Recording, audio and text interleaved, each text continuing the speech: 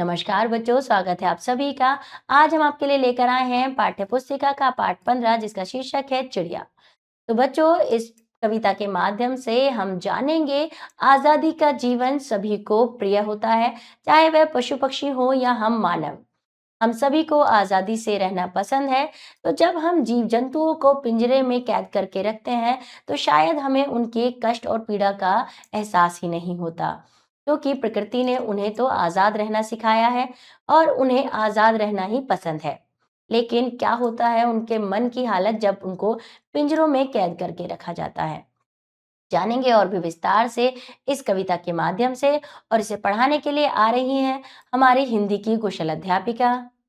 Hello children, good morning. मैं आपकी हिंदी की अध्यापिका और आज हम हिंदी में पाठ 15 शुरू करने जा रहे हैं जिसका शीर्षक है चिड़िया।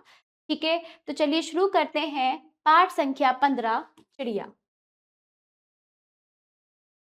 तो बच्चों, चिड़िया आरसी प्रसाद, जो चिड़िया है, चिड़िया एक कविता है। इसके जो कवि हैं आरसी प्रसाद सिंह। ठीक, तो चलिए अब चिड़िया कविता को शुरू करते हैं। चित्र देखिए बच्चों, चित्र को समझिए। यहाँ पर कई प्रकार से देखिए पक्षी नजर आ रहे हैं। कुछ तो उड़ते हुए, कुछ पेड़ पर बैठे और कुछ पिंजरे में कैद हैं। ठीक है, देखिए किस तरह से इनकी स्वतंत्रता छीन ली गई है। पक्षी क्या है, आजाद होते हैं, स्वतंत्र है। जिस प्रकार मनुष्य को स्वतंत्रता पसंद है, स्वाधीनता पसंद है, उसी प्रकार चाहे पशु हो पक्षी, सबको अपनी आजादी प्यारी है। तो इस चीज को यहाँ पर कवि ने बताया है इस कविता में। हर एक को अपनी आजादी प्यारी है, हमें इस बात को समझना चाहिए। किसी भी जीव जंतु को कैद नहीं करना चाहिए। ठीक है, अब इन दोनों तस्वीरों में क्या अंतर है, यहाँ पर देखिए यही पक्षी कितना खुश है और यहाँ पर कितना उदास है। तो आप इन प्रश्नों के उत्तर देंगे अच्छे से। चलिए अब मेरे साथ कविता को उच्चारण करेंगे। पहले उच्चारण करेंगे फिर कविता को समझेंगे। ध्यान दीजिए। पीपल की ऊंची डाली पर बैठी चिड़िया गाती है, तुम्हें ज्ञात अपनी बोली में क्या संदेश सुनाती है। चिड़िया बैठी प्रेम प्रीति की रीति हमें सिखलाती है, वह जग के बंदी मानों को मुक्ति मंत्र बतलाती है। तो बच्चों, कहने का अर्थ है, कवि कहते हैं पीपल के पेड़ पर ऊंची डाल पर, ऊंचाई पर बैठकर चिड़िया संदेश दे रही है। क्या संदेश देती है? वो देती है कि हमें प्रेम से रहना सिखाती है, प्रेम के साथ रहने के तरीके सिखलाती है। वे जग के बंदी, यानी जो मानो क्या है, अपने आप को बंदी समझते हैं। पंछी क्या है, जिस तरह से खुले आसमान पर उड़ते हैं, वो उड़ती हुई बताती है कि हर एक को स्वतंत्रता मिली है, सब अपने पंख खोले और उड़े। ठीक है, यही बात जग के बंदी मानों को मुक्ति मंत्र बतलाती है कि स्वतंत्र रहने का तरीका, स्वतंत्र रहने का मंत्र बतलाती है। ठीक है, आगे देखिए। वन में जितने पक्षी हैं, खंजन कपोत चातक कोकिल काक हंस शुक आदि वास करते सब आपस में हिलमिल।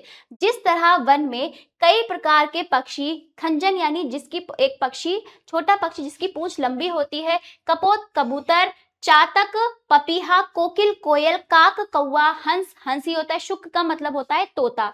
ये सभी अलग अलग भिन्न भिन्न प्रकार के पक्षी साथ में मिलजुल कर आपस में हिल मिल कर रहते हैं। उसी प्रकार मनुष्य को आपस में मिलजुल कर प्रेम पूर्वक रहना चाहिए। आगे देखिए, स्वतंत्र प्रेम पूर्वक रहने, सबको आजादी प्यारी है, स्वतंत्र रहें, खुश रहें, मिलजुल कर रहें। आगे कहते हैं सब मिलजुल कर रहते हैं, वे सब मिलजुल कर खाते हैं, आसमान ही उनका घर है जहां चाहते जाते हैं, रहते जहां वहीं वे अपनी दुनिया एक बनाते हैं, दिन भर करते काम, रात में पेड़ पर सो जाते हैं। तो यहाँ पर देखिए पक्षी हमें जीवन जीना सिखा रहे हैं, बताते हैं सब मिलजुल कर रहते हैं, मिलजुल कर रहते हैं। आसमान, खुला आसमान, स्वतंत्रता, आजादी उनका घर है। खुले आसमान पर रहते हैं, घूमते हैं, फिरते हैं, जहां चाहते हैं जाते हैं, एक साथ मिलकर अपनी दुनिया बनाते हैं, दिन भर काम करते हैं। ऐसा नहीं है, वो अपने भोजन की तलाश में इधर उधर मेहनत भी करते हैं, परिश्रम करते हैं, काम करते हैं और रात में अपने ठिकाने अब पेड़ों पर आकर सो जाते हैं। तो बच्चों, यहाँ पर पक्षियों का जीवन हमें कुछ सिखा रहा है कि जीवन में स्वतंत्र रहो, निडर रहो, खुश रहो, परिश्रम करो, मेहनत करो, काम करो, फिर अपने घर आकर आराम करो। फिर आगे देखिए, कहते हैं कवि, उनके मन में लोभ नहीं है, पाप नहीं, परवाह नहीं, जग का सारा माल हड़प कर जीने की कोई चाह नहीं, जीने की भी चाह नहीं। तो कहने का अर्थ है, जग का सारा माल हड़प कर जीने की भी चाह नहीं। उनमें क्या है, ना वो बीते हुए कल के बारे में सोचते हैं, ना आने वाले कल के बारे में, वो आज को जीते हैं, खुश रहते हैं। उनके मन में कोई लालच नहीं, कोई पाप नहीं, कोई फिक्र नहीं, बेझिझक वो अपने जीवन में क्या खुश हैं, जीते हैं, मिलजुल कर रहते हैं। जग का, ना ही उनके अंदर जग का माल हड़प कर जीने की कोई चाह है, क्योंकि आप कितना कुछ हम कितना हड़प लेंगे, सब कुछ छोड़कर जाना है। तो पक्षी क्या है, इन सभी चीजों में नहीं पड़े हैं, मोह माया में नहीं पड़े हैं। यहाँ पर कहने का अर्थ है, कवि कहते हैं कि हमें दुनिया की मोह माया, इन सब चीजों में नहीं पड़ना चाहिए। जितना अपने पास है हम उसमें खुश रहकर अपना जीवन बिता सकते हैं। ना हमारे अंदर कोई लोभ होना चाहिए, जिस तरह से ये पक्षी हैं, ना लोभ, ना पाप, ना परवाह, ठीक है, ना किसी माल की लालच, ठीक है, माल का लालच, ये सब इनके अंदर नहीं है। तो हमें इनसे सीखना चाहिए। आगे देखिए, जो मिलता अपने श्रम से उतना भर ले लेते हैं, जो मिलता है अपने श्रम से उतना भर ले लेते हैं, बच जाता तो औरों के हित उसे छोड़ वे देते हैं। तो जितना वो जितना वो मेहनत करते हैं, उसी हिसाब से वो अपना श्रम का फल प्राप्त करते हैं। जितना उनको चाहिए लेते हैं, बाकी वो दूसरों को देते हैं। तो इसी तरह हमें भी बनना चाहिए। हमें जितना हमारे लिए जरूरी है हम लें, और बाकी है तो ऐसे लोगों को दे दें जिनको जरूरत है, ठीक है। फिर आगे देखिए, सीमाहीन गगन में उड़ते निर्भय विचरण करते हैं, नहीं कमाई से औरों की अपना घर वे भरते हैं।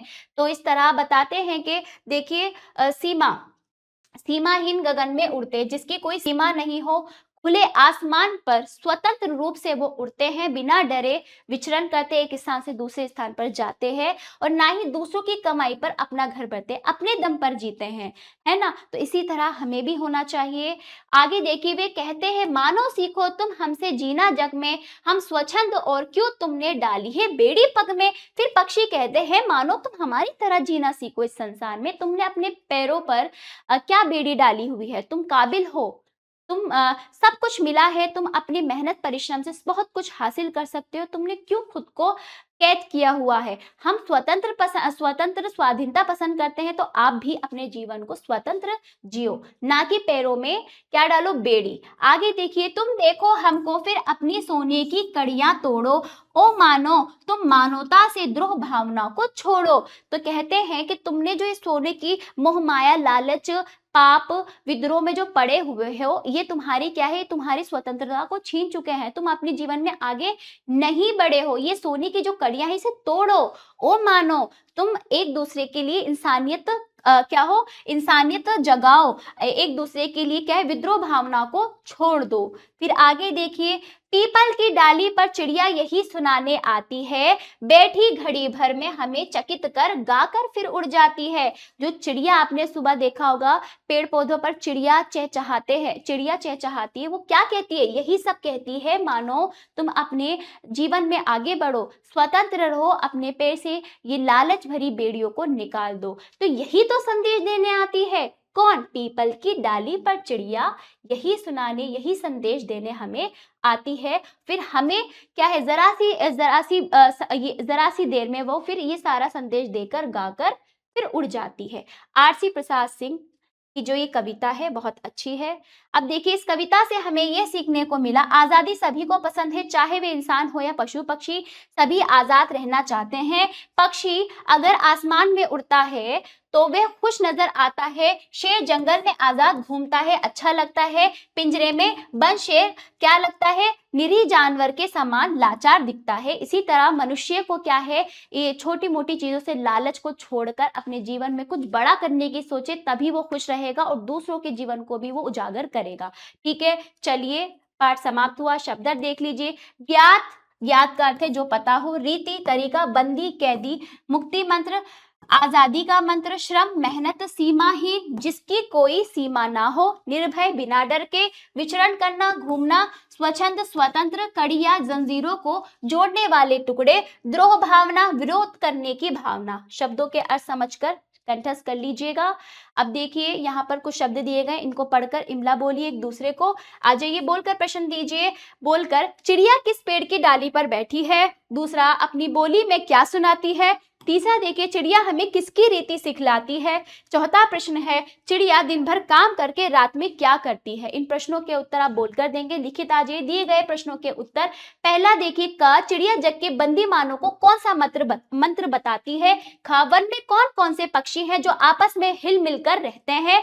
ग, देखिए सभी पक्षी मिलजुल कर क्या क्या करते हैं? फिर घ, देखिए पक्षी मानों के किस बेड़ी की बात कर रहे हैं? इन प्रश्नों के उत्तर आप लिखकर देंगे, जैसे कि मैंने आपको भावार्थ समझाया है। दूसरा अभ्यास देखिए, जो मिलता है अपने डैश से उतना भर ले लेते हैं अपने श्रम से। हाँ देखिए, डैश गगन में उड़ते निर्भय विचरण करते, कौन? सीमाहीन गगन में, ठीक है। ग, देखिए हम डैश और क्यों तुमने डाली है बेड़ी पग में, हम स्वतंत्र और तुमने क्यों अपने पैर में डाली है बेड़ी, ठीक है। पैर में, पग यानी पैर। घ, देखिए ओ मानो तुम मानवता से डैश को छोड़ो, ठीक है, ध्रुव भावना, ठीक है। चलिए बच्चों, अगला देखिए, रिक्त स्थानों की पूर्ति कीजिए। चलिए आपको पंक्ति पूरा करना है, करिए। तो बच्चों किस तरह से करना है देखिए मैं बताती हूँ। अब देखिए, क, देखिए पीपल की ऊंची डैश डैश डैश गाती है। तो आपने कविता में पढ़ा था, पीपल की ऊंची डाली में बैठी, ठीक है, चिड़िया गाती है। तो पीपल की ऊंची डाली पर बैठी, पर आएगा, पर बैठी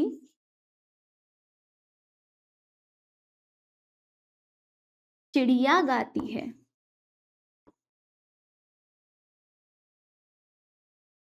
ठीक है। तो इस तरह से आपको पंक्ति पूर्ण करनी है, ठीक है बच्चों। तो इस तरह ग, क, ख, ग, घ ये आप स्वयं करेंगे। कविता आपने पढ़ ली है, इसको पूर्ण कर लीजिएगा। चलिए 14 देखिए, दी गई पंक्तियों के भाव स्पष्ट कीजिए। मैंने आपको हर एक पंक्ति का अच्छे से भाव समझाया है, तो आपको कविता के अनुसार इनका भाव लिखकर अपने अभ्यास में पूर्ण करना है, ठीक है। चलिए, और पद्यांश भी देखिए, सब मिलजुल कर रहते हैं वे सब मिलजुल कर खाते हैं। देखिए यहाँ पर भी कविता के पद्यांश, यहाँ पे पंक्तियां दी गई हैं। फिर इन पंक्तियों को जैसे मैंने समझाया, यहाँ पर कुछ प्रश्न दिए गए हैं, सब मिलजुल कर क्या करते हैं, उनका अपना घर कहाँ है, वे अपनी दुनिया कहाँ बसा लेते हैं। तो बच्चों बहुत आसानी से कविता का सारांश मैंने आपको समझा दिया है। तो आप इन प्रश्नों के उत्तर स्वयं से कविता के अनुसार देंगे, ठीक है। तो देखिए यहाँ पर और भी प्रश्न है। ग के बाद घ, देखिए यहाँ पर आपको विकल्प भी दिए गए। इन प्रश्नों में आपको सही का टिक लगाकर इसका उत्तर देना है। ये कार्य आपको स्वयं करना है, क्योंकि मैंने कविता को समझा दिया है। जिसने कविता समझ ली वो इन प्रश्नों के उत्तर दे देगा, ठीक। चलिए अब देखिए बच्चों, मूल्यपरक प्रश्न आपको पहला देखिए, आपके विचार से मानव के पैर में जो बेड़ी है वे क्या हो सकती है? मानव किस प्रकार की जंजीरों में जकड़ा हुआ है, बताइए। तो अपने विचार लिखेंगे। पाठ समाप्त हुआ। आशा करती हूँ पाठ आपको समझ आया होगा। तो बच्चों मस्त रहिए, स्वस्थ रहिए। धन्यवाद।